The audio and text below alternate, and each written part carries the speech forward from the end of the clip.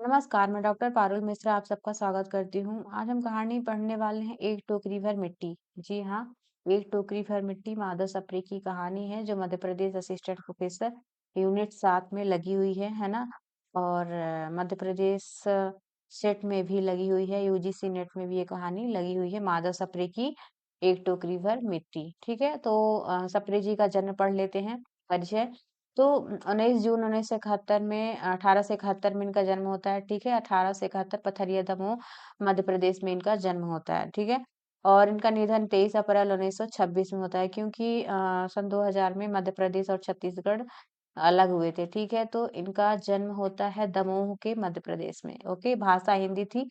विधाएँ इन्होंने क्या-क्या लिखा? कहानी, निबंध, समीक्षा, वैचारिक और अनुवाद संपादन भी किया था इन्होंने पत्रिकाओं का। ओके, मुख्य कृतियाँ क्या-क्या हैं देख लेते हैं। स्वदेशी आंदोलन और बायकॉट, यूरोप के इतिहास से सीखने योग्य बातें, हमारे सामाजिक हास के कुछ कारण और विचार, है ना? कारणों का विचार, माधव सप्रे की कहानियाँ जिसका संपादन देवी प्रसाद वर्मा ने किया था। ओके, अनुवाद इन्होंने किस में किया? तो हिंदी दासबोध मतलब समर्थ रामदास की मराठी में लिखी ये पुस्तक का इन्होंने अनुवाद किया।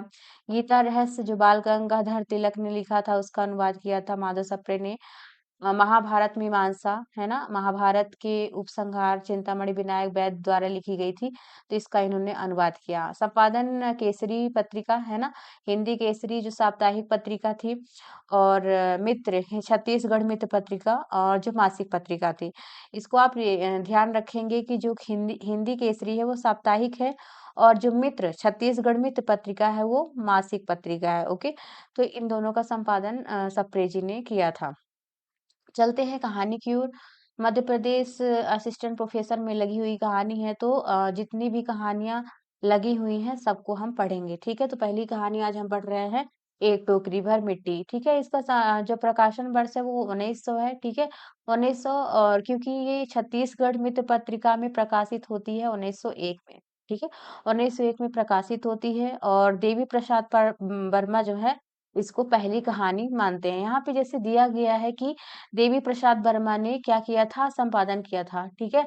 इनकी कहानियों का। तो इन्होंने ही देवी प्रसाद वर्मा ने ही एक टोकरी भर मिट्टी को पहली कहानी माना, ठीक है? देवी प्रसाद वर्मा ने हिंदी की पहली कहानी एक टोकरी भर मिट्टी को माना है, माधव सप्रे की कहानी को, ओके? आगे चलते हैं।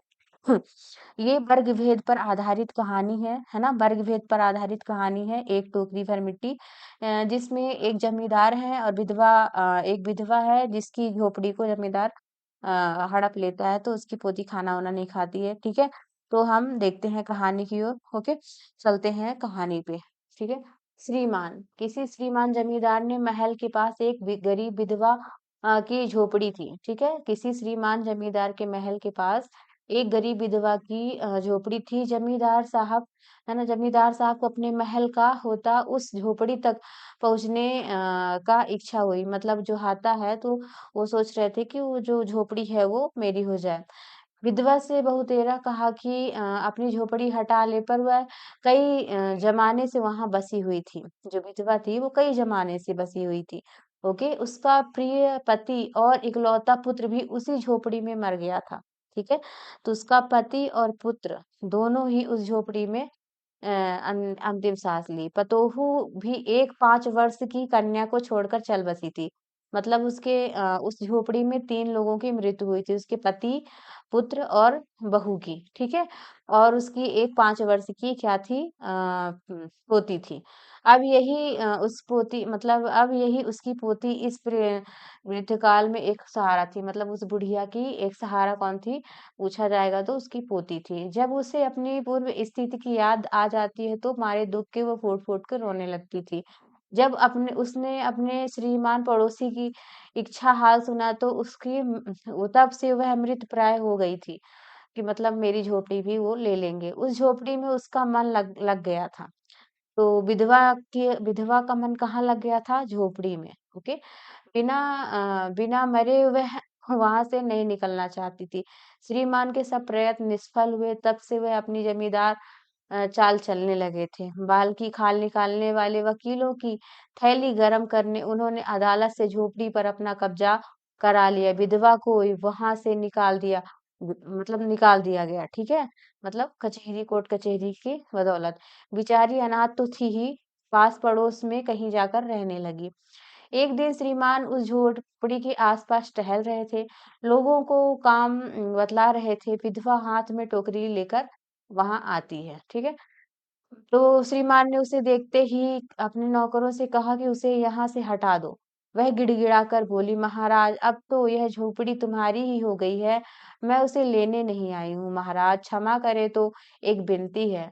जमींदार साहब सिर हिलाकर उसने मतलब कहा, ठीक है? जमींदार के सिर हिलाने पर उसने कहा, जब से यह झोपड़ी छूटी है तब से मेरी पोती ने खाना-पीना छोड़ दिया। मैंने बहुत कुछ समझाया पर वह नहीं मानती है। यही कहा करती है कि वह अपने घर चल। मतलब वो बोलती है कि तुम अपने घर चलो, झोपड़ी में चलो। वहीं रोटी खाऊँगी, ठीक है? वहीं रोटी खाऊँगी। मैंने यह सोचा था कि इस झोपड़ी में एक बार एक टोकरी मिट्टी लेकर उसका चूल्हा बनाऊँगी, ठीक है? तो वो झोपड़ी में किस लिए जाती है? मिट्टी लेने के लिए।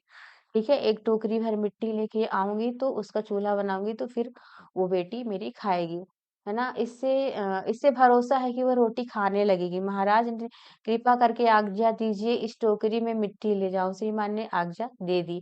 विधवा झोपड़ी के भीतर गई। वहाँ जाते ही उसे पुरानी बातें याद आने लगी। मतलब स्मरण हुआ आई झोपड़ी के अंदर। उसकी आँखों से आँसू की धारा बहने लगी। अपने आंतरिक दुःख को किसी तरह सँभाल कर उसने अपनी टोकरी भर मिट्टी भर ली। एक टोकरी भर मिट्टी भर ली, हाथ से उठाकर बाहर लेके आई, है ना? फिर हाथ जोड़कर श्रीमान से कहने लगी कि महाराज कृपा करके इस टोकरी को ज़रा हाथ लगाइए, जिससे मैं उसे अपने सिर पर रख धर के ले लूँ। जमींदार साहब तो पहले बहुत नाराज़ हुए पर वहाँ बार-बार हाथ जोड़ के बोलने लगी, है ना? वो जो विधवा है बार-बार बोलने लगी, पैरों पे गिरने लगी तब उसका उनका भी मन में कुछ दया आ गई ज़मींदार के। तो किसी नौकर से ना कहकर वो आप ही स्वयं टोकरी को उठाने लगे और ज्यों ही टोकरी पे हाथ लगाया, ऊपर उठाने क्यों ही देखा कि वह काम उनका मतलब शक्ति के बाहर है, मतलब वो टोकरी भर मिट्टी नहीं उठा पा रहे हैं। फिर तो उन्होंने अपनी सब ताकत लगाकर टोकरी को उठाना चाहा, जिस स्थान पर टोकरी रखी थी वह वहाँ से हाथ भी ऊँची न हुई, है ना? वह लज्जित होकर कहने लगे, नहीं यह टोकरी हमसे नहीं उठाई जा रही है। तो यह सुनकर विधवा ने कहा, महाराज नाराज़ ना होना, आपसे एक टोकरी भर मिट्टी उठाई जाती नहीं है ना? इस झोपड़ी में तो हज़ारों टोकरियाँ मिट्टी पड़ी हैं, उसका भार आप जन्म भर कैसे क्यों उठा सकेंगे? क्या आप उठा सकेंगे? आप इस बात को मतलब विचार कीजिए। जमींदार साहब धनमद से गर्वित हो कर्तव्य भूल गए थे, पर वह विधवा के उपयुक्त वचन सुनते ही उनकी आँखें खुल गई। कृत कर्म का पश्चाताप हुआ और उन्होंने विधवा से क्षमा माँगी और झोपड़ी उनको वापस दे दी, ठीक है? तो यहाँ पे हृदय परिवर्तन दिखाया गया है जमींदार का, है ना? किस प्रकार जमींदार का हृदय परिवर्तन होता है और वो उस विधवा की झोपड़ी को वापस दे देते हैं, ठीक है? ये रही एक टोकरी भर मिट्टी कहानी। अगर आपको क्लास अच्छी लगती है ना? तो आप अपने दोस्तों के साथ शेयर करें, लाइक करें, सब्सक्राइब करें और अगर आपको ये पीडीएफ चाहिए तो आप डिस्क्रिप्शन में जाके वहाँ पे टेलीग्राम चैनल आप पारुल के पन्नों में जॉइन करेंगे, वहाँ पे सारी पीडीएफ आपको उपलब्ध हो जाएँगी। धन्यवाद।